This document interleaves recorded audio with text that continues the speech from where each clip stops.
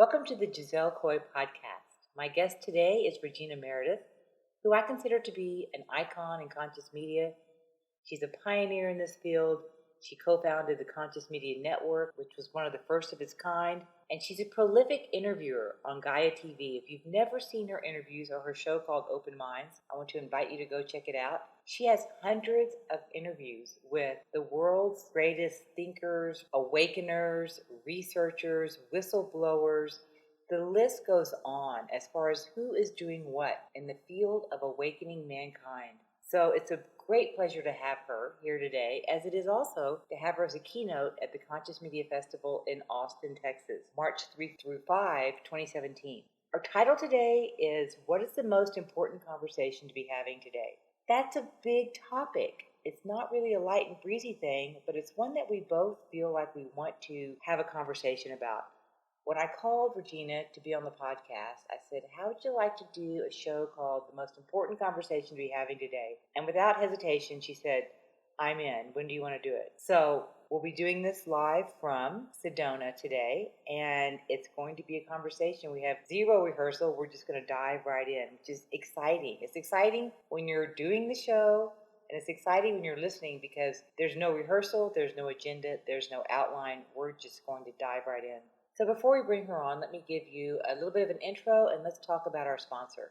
This morning, when I was checking all my social media, like we all do, I went to Facebook, and you know how they had the 3 years ago you were doing this, and I love those little things because you get to reflect for a minute, like where you were 2 years ago, 4 years ago, 6 years ago. And there was one this morning that was 6 years ago, and it was something I'd posted, there's this photograph of me. I'm laying on this couch, and it says Giselle Koy the Muse. And it was when I kind of, quote, came out as far as someone who wanted to share consciousness in a new way and step into sharing what I consider to be my spiritual gifts with the world. And it was a big move, and many of us know that feeling, either on the verge of it or having been there at some point in our life, where we're like, okay, my soul is calling me to do this. I'm going to go for it. And that is kind of the essence of the conscious broadcaster. They have this calling. It's like, this is what I'm supposed to be doing. I'm going to share this with the world. And in the beginning, it's really scary. I was looking at this person, and what I saw really kind of took me back, because what I saw was this person who was all willpower and creative content. There was so much behind her, this person in this photo from 6 years ago, wanting to get the message out and doing it in a way that she thought was individual, but there was not a lot of marketing muscle behind it. And so for a moment, I thought, I kind of felt sad for her, like, wow, she was trying so hard. She just didn't really know what to do and had zero sophistication, even though I'd been in the marketing business, on how to get her message out. And I know I'm not alone in feeling this way about all of us getting our message out. So then I took another thought, and I said, why am I feeling sorry for her? She's doing fine. And I went down the rabbit hole, or the wormhole, I should say, of looking at the past. And so I learned in that moment that when we look at the past and we have a thought about it, like I was thinking, wow, I kind of feel sad for her, I changed my thought into, wow, what a wonderful beginning she had. And I've noticed that when we go back and we change our thoughts about the past, we change our thoughts about the future. So this whole little exercise brought me to the point of, this is a wonderful thing. This person had her eager beginnings, and she was so earnest in what she was doing, and it was a beautiful, bright beginning, and it's led me to this moment where I am today. And it's also led me to the whole revelation that I had when I decided to do this Conscious Media Festival. And so I'm going to jump to that story, which ties in with Regina as well. And that is sitting in my driveway in Sedona in July 27th, when I got the lightning bolt idea that the world was ready for a Conscious Media Festival. And it wasn't like, hey, I think I want to develop this thing, and it's going to go like this. I'm going to work on it. I'm going to test it and see who wants to get involved. No, it was like, you're going to do this. This was the guidance I was receiving. This is the name of it, Conscious Media Festival. It's going to be the week before South by Southwest in Austin. You're going to invite several people before you even put your car in park. Do a podcast, get your recorder out, and talk about this energy while you're in this energy of creation. And when this total blood lightning, inspiration is here. Let's start creating. And so one of the things I did in this first 5 minutes, it was like, okay, reach out to the speakers. And so I went to Regina's website and saw contact info, like everyone has. I said, Regina, I'm going to work on this festival. You don't know me, but would you like to be involved? And I heard back from her within 24 hours. She goes, yes, I'm interested. And what I didn't know at the time was she had come to a similar inspiration where she was ready to spread her wings and be more out there in a bigger way on other platforms and just go for it as well. So there's like a simultaneous going for things. So this is an idea whose time has come. It's time for everyone that's in this field, that's out there doing this like I was 6 years ago and still to this day. And the pieces, the support that we're looking for, the intel that we need, everything that's been missing. So if you feel like your calling is to be here and help awaken the sheeple and help awaken humanity, this festival is for you, because it's time for all of us to come together and share notes and help each other and support each other as we go forward in this relatively new field of repurposing and evolving the power of media. I saw the other day that 37% of the United States doesn't even believe the media is real. And so that's a huge indication we are all ready for alternative media, and there's a lot of it popping up. There can't be too much of it. There's all kinds of groups. I saw today there was a Conscious Media Coalition that is all about promoting festivals like this. So this is a huge ground swelling. Welcome aboard. Come to the event. Meet your tribe. You might want to get your tickets early because they are going fast. And you can go to consciousmediafestival.com. We are planning on this being a hyper-accelerating event. So come and rise up together with your tribe. We're very excited about that. So let's go a little bigger picture now. And let's just talk about the themes that I am noticing in the world of consciousness. And these are some ideas I would like to express that have been brewing around in me that I'm seeing showing up. And this is this theme of unsealing and revealing. So it could be another word for disclosure, but it's what has been sealed and what is being revealed. So let's take a look. What has been sealed? So if you look at all of the secrecy, we could say lips have been sealed. Seals of secret information, documents, emails, all these kinds of things that have just been hidden away, all kinds of information and knowledge that seems to be coming out now. There's etheric seals that have been held on certain objects around, artifacts, sacred objects, covenants, all kinds of limitations and blocks that have been put on objects as well as humanity to slow down the advancement of our species. There's been a unified effort to dampen and seal the pineal gland, which is, of course, as we know, the opening to the third eye and interior sight and awakened vision that is now being awakened. Many of us have been clearing our pineal glands. A lot of the new children coming in have really clear pineal glands, but there's been a lot of tampering with that. There's been a sealing of knowledge. There's been stuff that has been kept from the public, and that has no bounds. We are only at the beginning of all the seals of knowledge that have been contained and that are now being lifted. There's been seals on the DNA. All of these attempts to control DNA from everyone manifesting into their full 12th, 13th, and 14th strands of DNA, which is our, of course, spiritual sovereign birthright. There have been seals on sacred sites, archaeology, lots of missing pieces about our past that are now coming to light, the purposes of many of the sacred sites, such as Teotihuacan, all the pyramid powers that we are just now beginning to remember. There's been seals on superpowers of individuals, all of us that contain all of these superpowers that are now coming alive. Seals on accessing our higher self. Seals on the evidence of extraterrestrials. So this list goes on, and the more we go down this road, the more we realize what is being held back and how humanity is being called to now open the eye. So there's a simultaneous moment of awakening, eye-opening, disclosure, whistleblowing, all happening, which makes it a very exciting time. It's like Here we go, folks. It's all happening. So, in this process, what is being revealed? What is happening through the lifting of the veil? And this is a lot of the stuff we probably don't really want to see, but it's important to see there is a step that mankind must make, and that is to realize it's the realization of the tampering of the genetics, of what has happened, how we are actually hybrid beings, everything that has brought us to the moment today. And within that realization of this giant disclosure, there is a freedom and there's a sovereignty to be gained, but it's also a process. It's really not easy finding all this out. It's not easy. It's a tough, daunting task. There's a lot of transmutation involved. There's a lot of all kinds of things that come along with this that's going to make it a difficult process for some and maybe for many. There's a secret space program, there's Big Pharma, there's Monsanto, there's the heinous levels of political control, there's weather control.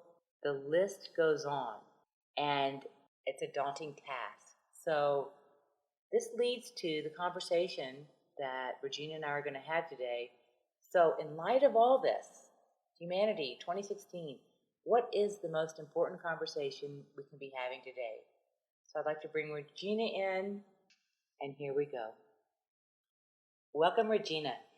Thank you for having me with you, Giselle. We're going to be talking, I hear, about things that nobody wants to talk about, so I love that. That's your specialty. Oh, yeah. Who was it? Joe Rogan said, I love chaos. Bring it on. Bring on Trump. Bring on everything. Right. Well, we did. We brought it on.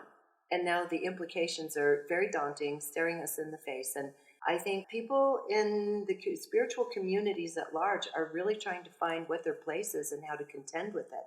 And we can explore some of these themes in this conversation because these are very demanding times, and they demand a lot of us by way of pulling the best out of ourselves and stepping forward. And there are a lot of different ways to do that. I totally agree. And I'm going to come at this whole conversation from the angle of, I think the most important conversation is anything to do with ascension, because that's why I'm here, and I'm sure that's why you are here. And so everything can be tied. So this is the light note amongst all this darkness we're bringing up. So we're talking about this in light of the fact that this is all moving us forward to this great event of ascension, and that these things have to happen along the way.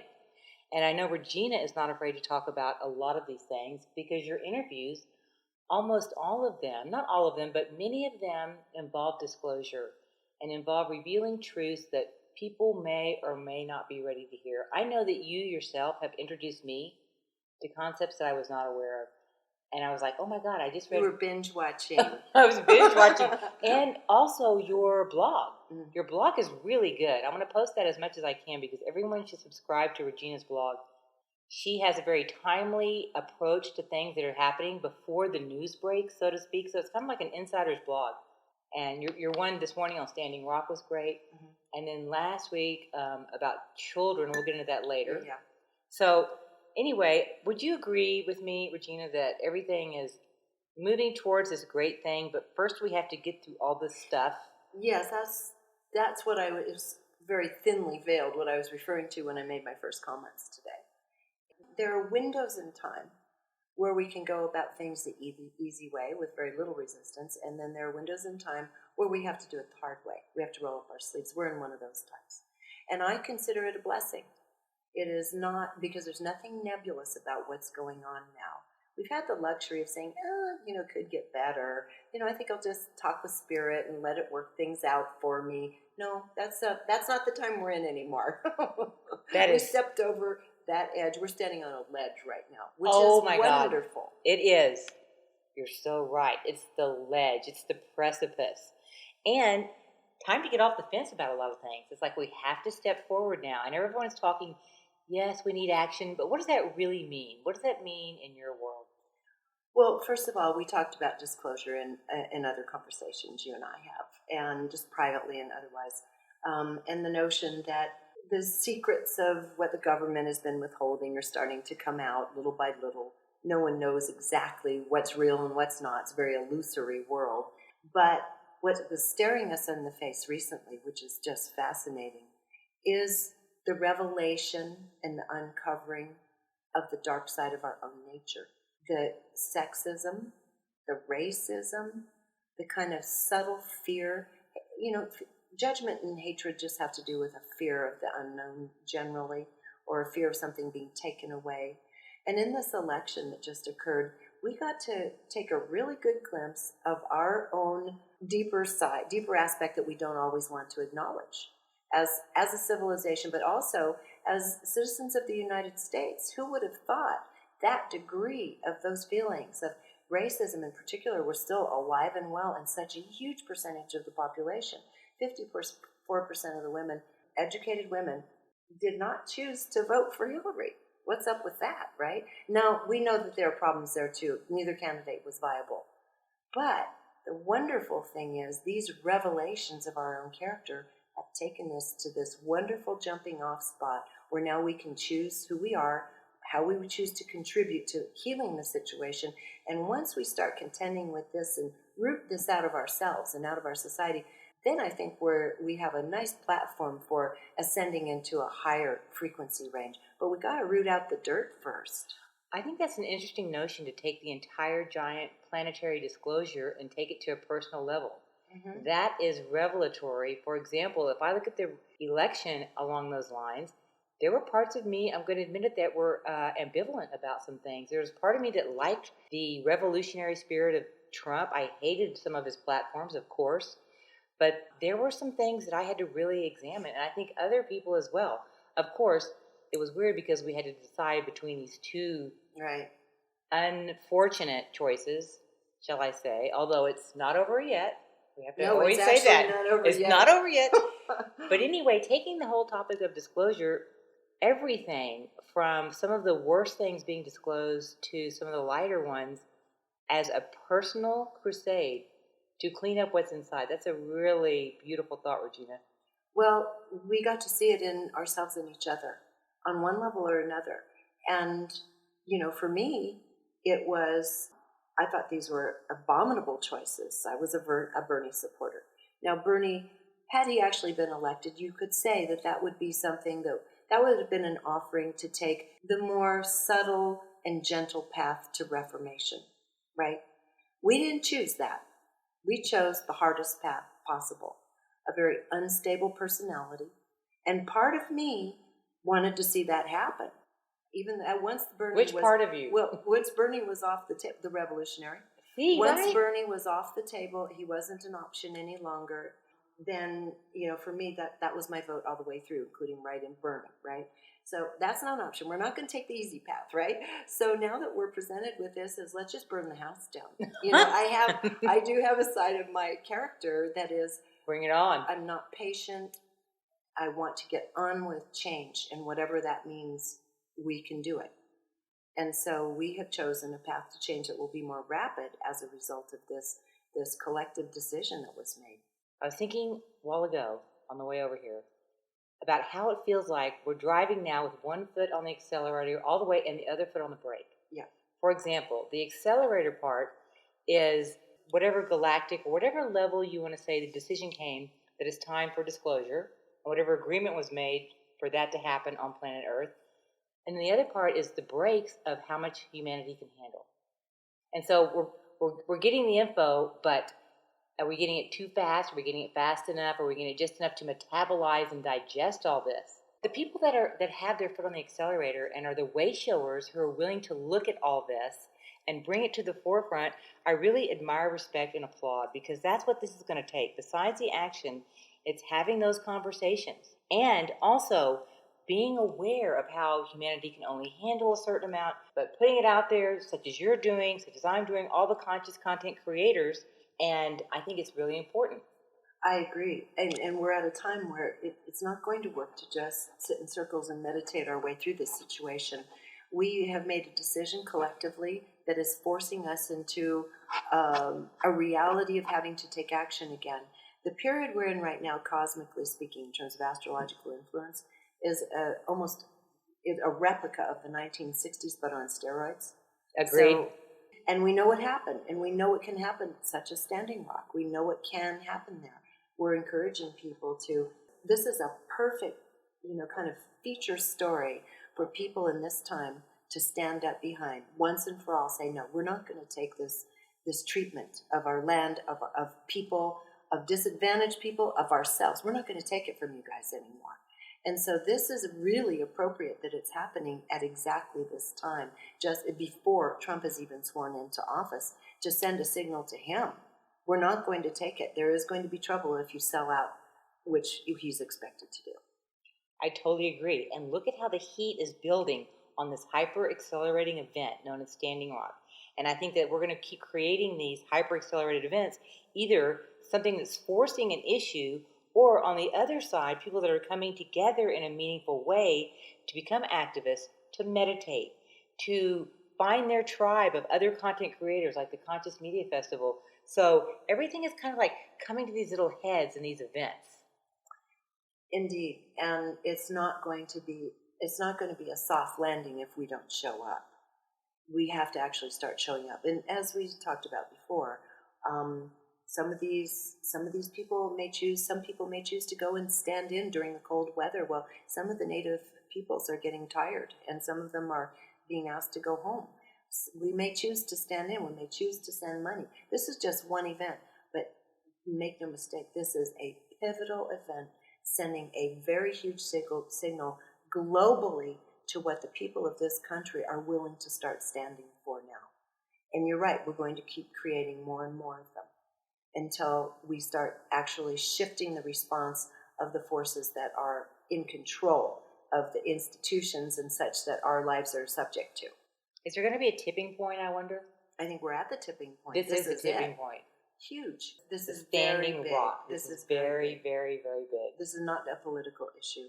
This is an issue of human sovereignty and of respect for the land itself over the greed and desire for profit of the few.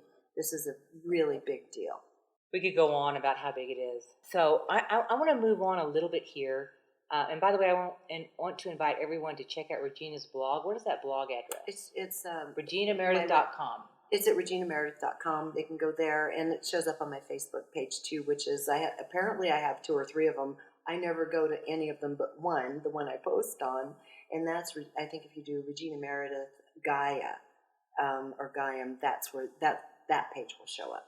Okay, and also I just want to say compliment you on it's like a secret, a news breaking blog. I really like it. You have very topical events. And every time you get me on something I haven't heard of, I'm like, wait, how did you get that information? Okay, so I want to cut really fast to a lot of things, kind of like highlights of disclosure. I'm going to start with the Secret Space Program. I know you know a lot about this. A little bit, yeah. Mm-hmm. A little bit. Well, I think that Gaia TV and Cosmic Disclosure and some of your shows have done a really good job of exposing this whole Secret Space Program, that NASA is a front. And this may be news to some, maybe to others watching this, you're deep down the wormhole of watching Corey Good and some of these disclosure shows. But I think that is an immediate thing that just blows your mind to how much deception has gone on. There's a documentary called The Century of Self. Have you seen it? No. It would be good to watch. Century or Century? The Century of Self. Anyone can find it on YouTube. It's usually, sometimes you can find the full documentary. Sometimes it's broken down into smaller pieces. But I highly recommend everybody watch that because it gives you the backdrop to what has happened with the media and the bending of perception with the public at large. And the United States was kind of first in on it because we were the early adopters of mass media. And it is spread, its effects, its toxic effects have spread throughout the globe. And you're talking about very carefully constructed means of deception. And actually, even though the film itself is about the advertising industry, but it starts talking about how media started working with our consciousness. Oh. Now, in addition to that, and we're all subject to it, the only way you're not subject to it is to turn it off. And don't look at those pop-ups when they come up on your screen. Do not allow yourself to be sold to. And this is the thing, we're being sold to all the time. And a lot of the sales job is actually to distract us from other things that are actually going on and to not ask the other questions that should be asked. So it's a snow job. It's a snow job fighting for our perception. And these are, in my opinion, yes, some of them are simply opportunistic forces, greedy forces, who are simply looking to make a profit by way of laying down impressions in our subconscious. But some of it is a much deeper Mal- agenda and more malevolent Exactly. agenda than that. And we have to be very careful of what we allow our minds to be subjected to. The secret space program, these deceptions are really easy. Deny, deny, deny. The government has simply hidden these things from us. And then what they do is put disinformation artists out. So you hear story after story, interview after interview, and you don't know who's telling the truth and who's not. And that's part of the art of that game. To create a kind of cognitive dissonance. You're listening to one person and you think, that's really interesting. And then you buy everything that person says. They may have either had information given to them with the intention of seeding false information into that person unknowingly, and then there are those agents who are knowingly giving false information mixed in with the people who are doing their best to try to help reveal and out information. This is a very dicey area. And at what level is there true journalism? Somewhere along the line, I don't know. Like, this is going to be a really bold question, but even something like the show that you narrate on called Deep Space. Deep Space. Okay, I've been watching that, and I think it's really good at putting a background to all this. Yes. And I kind of take a lot of that as fact. Well, and a lot of it is fact. The reality is it's still going through a lens of perception by the producer. I know all the producers. Okay. Thank you. That's what I wanted to hear. I know all the producers. It's still got a filter. People, but it still has a filter and a point of view. Thank you for admitting that. I appreciate that. It's important. It's something that's not talked about in media. It's like Ancient Aliens. They started the ball rolling on this. They did. That has a very strong point of view, and we have to remember this is key. That at the top of the large media companies and news distribution agencies have embedded intelligence. And the intelligence officers, who just look like a normal journalist and a normal person, but they're actually members of the intelligence community. These people are there to see that the message is presented in a certain way or that it only reveals so much. Because they're trying to, and I'm not going to demonize them all, because I think there are agendas within the intelligence communities where they think they're doing the right thing, sometimes maybe even are trying to do the right thing. And so they may have a lens or point of view that this is information that needs to be rolled out a little more slowly. And if you listen to Danny Sheehan in my interviews with him, he will tell you the plan is a 50-year rollout on disclosure. It's not something that happens immediately. There'll be a ton of disinformation in the interim and some truth coming out to finally we're comfortable enough with the subject that we can talk about it straight on. But that may still be a while down the road. Very well said. Thank you for that. That's a lot of information right there. And I think that there's no stone unturned on this. And one of the things I love about what we're doing with the Conscious Media Festival is celebrating the human individual broadcaster. I mean, I'm going to assume that there's a lot of voices on this grassroots level, and you have said this yourself, that's where the true voice is going to come from. Not that everyone has all the truth, but that's going to be less filtered. So the alternative media, making room for all of you listening who are individual broadcasters, content creators, keep going, because that's where it's going to go. That's how it's going to get transformed. I would say just one caveat to that. Everyone does this for their own reasons, right? They're attracted to the media for their own reasons. I would say the other half of that story is the intention behind the broadcast. If the intention behind is to be a 1 million+ subscriber on YouTube, and that's it, that's the primary objective, that's not the right reason to do it. No, it's not. The right reason to do it is because you believe in something. Whatever that is, you want to forward something that you think has genuine value to the people of this planet. And then if you end up a 1 million subscriber person on YouTube, fabulous. There's nothing wrong with that. It's an enviable position to be in. However, have something of value to offer. Absolutely. And I like to say that it's like if you have a soul calling for it. If you get up in the morning and you just have a desire to get some information out in whatever way and create content as a creator and as a conscious person, when those two things intersect, you have a conscious creator. Absolutely. And that person needs to create stuff that goes out there. And so I like that category. They do. And again, I think we're in a time that the other thing that's really important to look at here, we talked about already, is the notion of discretion. I mean, we have just dropped down a huge rabbit hole as a result of fake news. Yes. Lots of fake news out there. And the thing is, people are addicted to drama. I mean, has a sticky, addictive, brain chemical kind of element to it, where we want to join in the fray. We want to propagate it when we hear something that's kind of juicy. And we're going to have to resist that temptation as conscious broadcasters to say, yeah, I know this will get a lot of reads, but I don't know that that's true. Well, let me ask you this.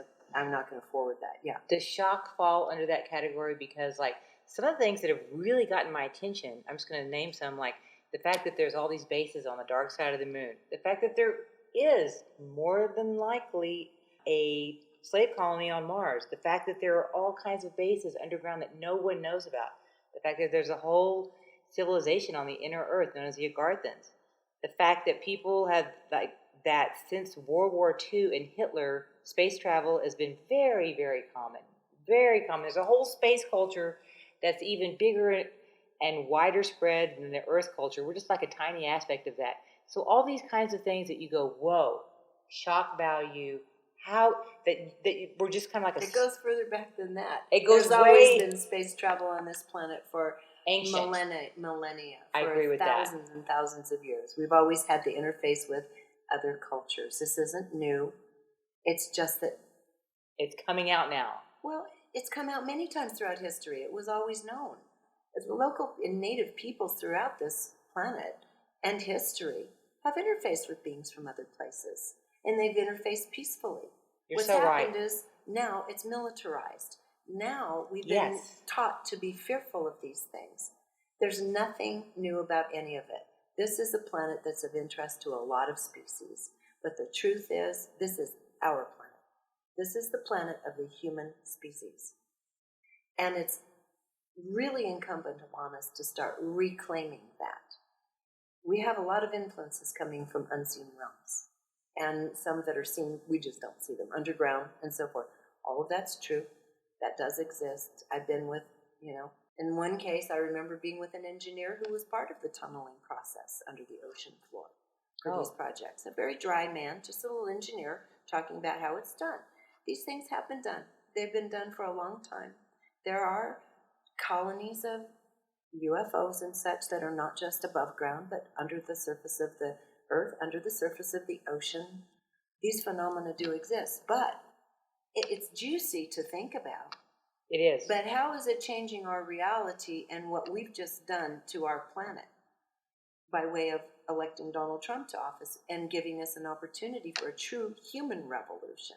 And so I say we're bumping up against a time where being intrigued isn't enough. I've been so comfortable with the subject of ETs and all these subjects for decades now. It's just been part of the background of my thinking that now I'm down to, but what about this beautiful species called human beings that actually has been intentionally put to sleep in a lot of ways? How do we wake up and start taking this planet back for the better?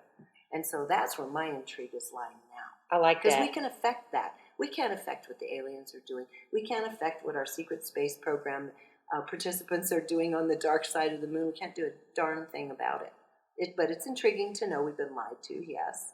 But also what that does to me, not just shock, I'm not that I'm being entertained, but it's changing my brain chemistry into a realm of more possibilities. There's been so many limitations put on us as a species, and I'm going to move to your story of origin in a minute.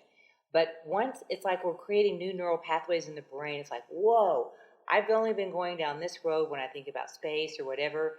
And then when you actually enter this unlimitedness, you yourself, once again, reflection of what's happening out there inside, that's what I love about it. That's what I love about all this blowing up. Yeah. And I want to go really quick because we're going to tie in this together. The human origin story that you talked about. And this was a story that Regina told at Woman Arising. We were both speaking. And that story has really affected me. Can I tell you why?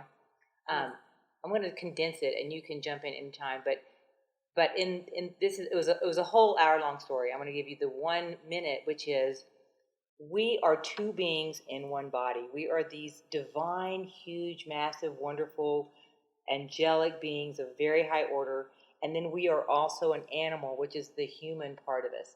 And so we were a grand experiment, throwing in the highest of high that we can't even imagine, although we are that, with this animal, desirous, sensual being, and put them in an experiment, and it failed miserably, but yet we're super interesting. We're very interesting. That's a nice encapsulation. Yes, we're a very interesting species. We're interesting to a lot of interdimensional beings. We're interesting to other third-dimensional space beings. We're an anomaly within the universe. This doesn't happen. The way the human species came together doesn't normally happen. And so we're at this point where, as long as we can be kept asleep and living in the animal, competitive, fearful side of our nature that fears for our own mortality, we can be very easily manipulated. Fear is a wonderful anchor into a person's psyche to be manipulated. And because we're living more the animal than the exalted aspect of what we truly are, this is where we've fallen prey to forces that would like to manipulate us, whether it's for economic gain or whether it's for, some of the more nefarious agendas you've heard about regarding other ET species and what they'd like to see happen here. Doesn't matter. The point is, once we start moving into even a whisper of what our true potential of intelligence and creativity is, we can't be manipulated the same way anymore. And that's what I meant in the beginning by taking this power back, this sovereignty back of who, for ourselves, what we truly are. Call to action, everybody. Keep reaching higher, higher up for your higher self and your whole stream. There's people on earth that can actually know their entire stream going up from 3rd, 5th, 7th, 9th, and have memories of that. And that's what we're calling in. And once we're able to operate from those holographic, exalted beings that we really are, we're just... Through the animal part. Through the animal part. That is an exalted species. Yes, because the others don't have these conditions here that we have to live through. There's a lot of resistance living through a physical realm where time, as it's perceived, you have to work through time. Things take longer than they do in the other aspect of the other dimensions of our being, where things happen at the speed of thought. It doesn't play out that way here. So there's so much time to maintain these vehicles, all the energy just to keep the body going. But to be able to bring the two together in this grand experience / what ended up as an experiment, that's fascinating to beings all throughout the universe. They want to see what happens when you take these two mismatched species and squish them into one vehicle, two subconsciouses competing, two conscious minds competing, two soul forces competing within the same body. It's no wonder that we have that we're such a mess on one hand and so beautiful on another. Welcome to the sensual, vintage, and exalted dimension known as planet Earth. There you go. What was that movie with Tom Cruise? We're special. We're special. I knew it. We are special. Remember that movie with Tom Cruise where he's always surveying the perimeter? It's a space movie, and he has that little cottage on. Yes. I do. I start saying Interstellar, but that's not. It's not it. Anyway, he goes to his vacation place, which is a cabin on the woods. Right. That's the vintage sensual dimension known as Earth.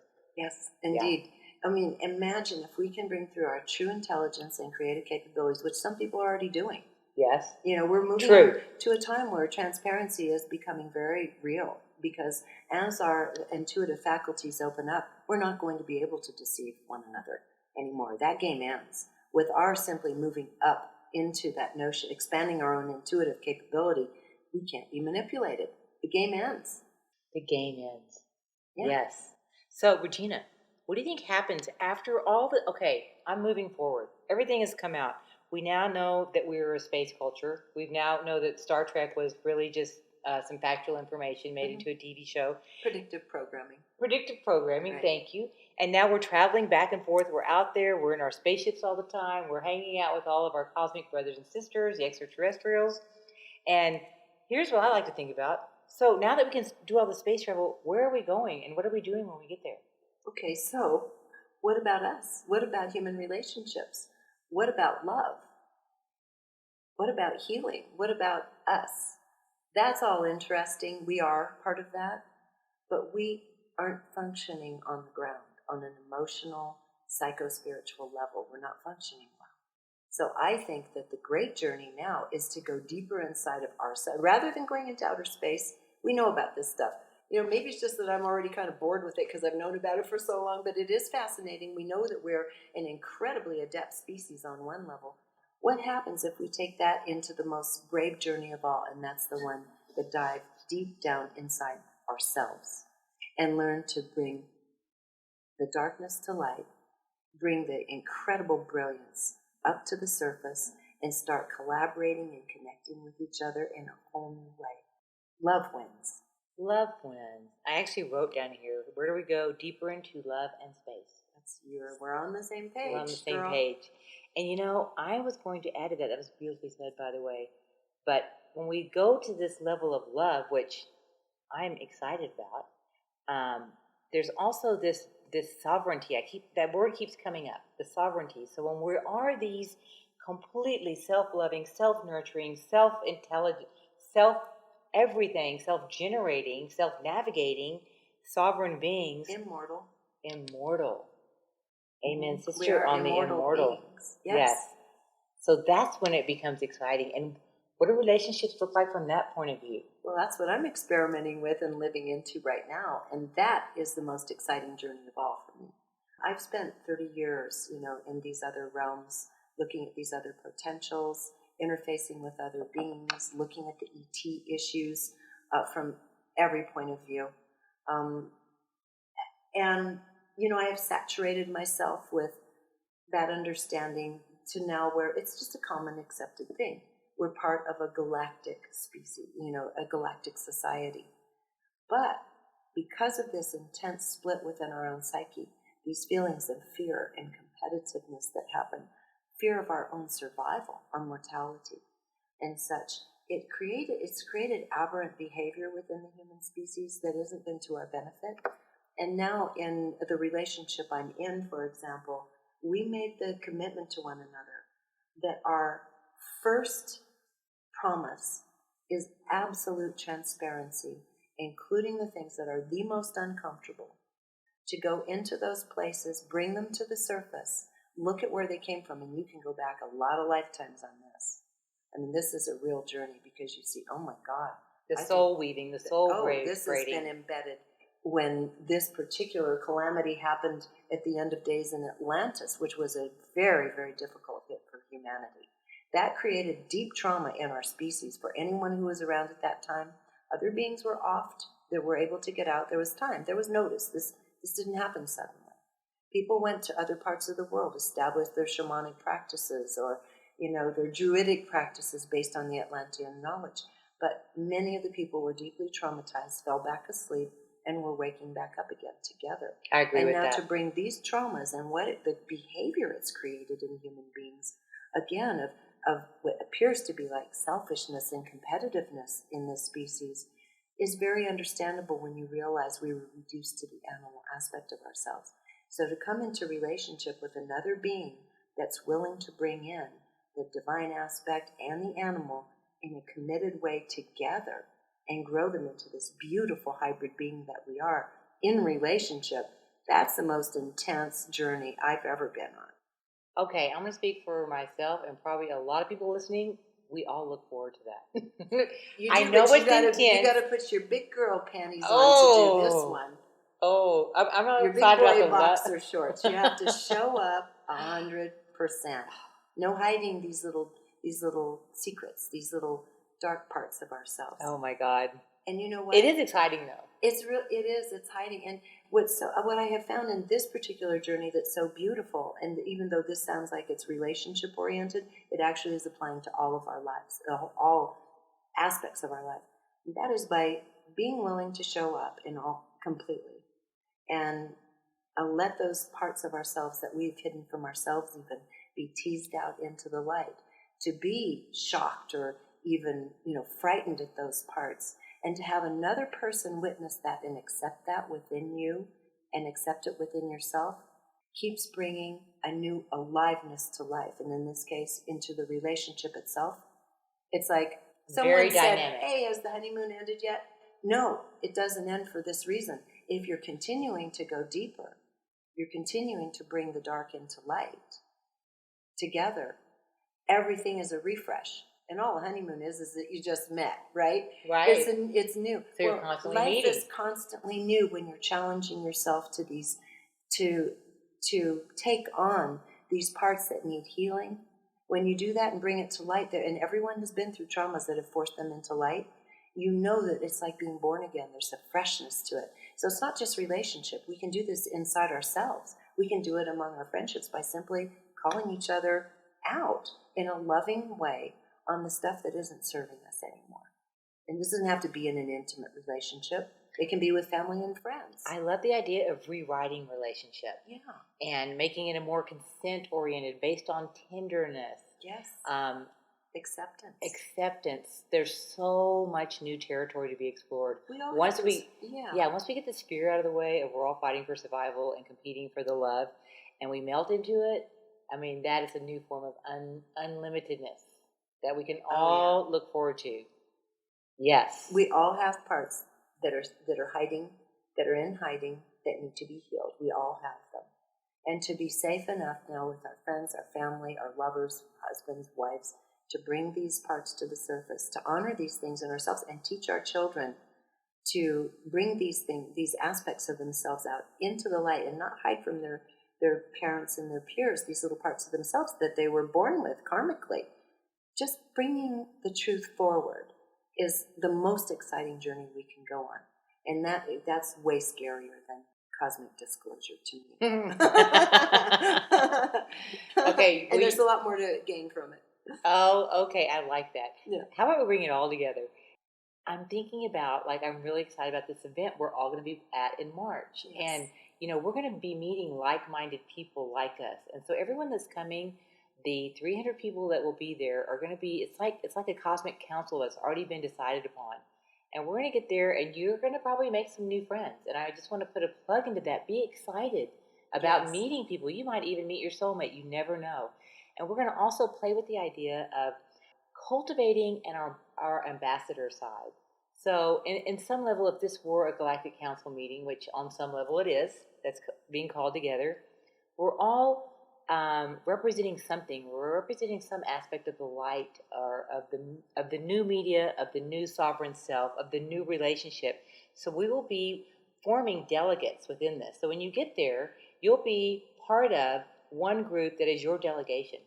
And it may be a star nation, it may be a council, it may be a council on relationships, but look forward to meeting like you've never met before in more of a galactic assemblage of people. Yeah, well said. And also pure resonance. Pure resonance. You'll relate to one person or one little group, and that takes you down a new pathway. And that's what's beautiful about these kinds of large collaborations and bringing like-minded people together. Well, on that note, Regina, I'm going to say thank you so much for being here today. And Thank everyone, you. Please come see both of us at the Conscious Media Festival in March. Go to consciousmediafestival.com, sign up, and also check out all of Regina's stuff that she has. Check out her show on Gaia TV. It's a whole education into itself. And lots of love to all of you.